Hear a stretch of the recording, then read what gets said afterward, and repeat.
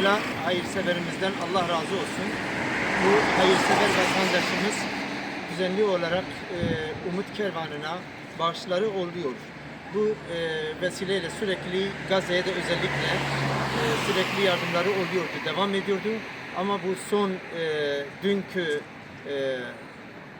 Siyonistlerin saldırılarından hemen sonra da bu hayırseverimiz kendi malı olan Jaguar marka arabasını Gazze'ye teslim etmek üzere, yani gelirini Gazze'ye bağışlamak üzere bize teslim etti.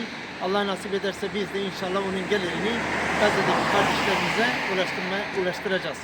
Bu vesileyle bu hayırseverimizin Allahu Teala malını, mülkünü ve ömrünü bereketli eylesin. Onunla birlikte çocuğunun da ömürlerini bereketli eylesin. Onları hiçbir zaman bu dünyada ve öbür dünyada da incitmesin. Allah-u Teala razı olsun. Mübarek eylesin onların hayırlarını. İnşallah Teala bir şekilde Gazze'deki kardeşlerimize ulaşır ve bir nebze de olsa inşallah onları sevindirir.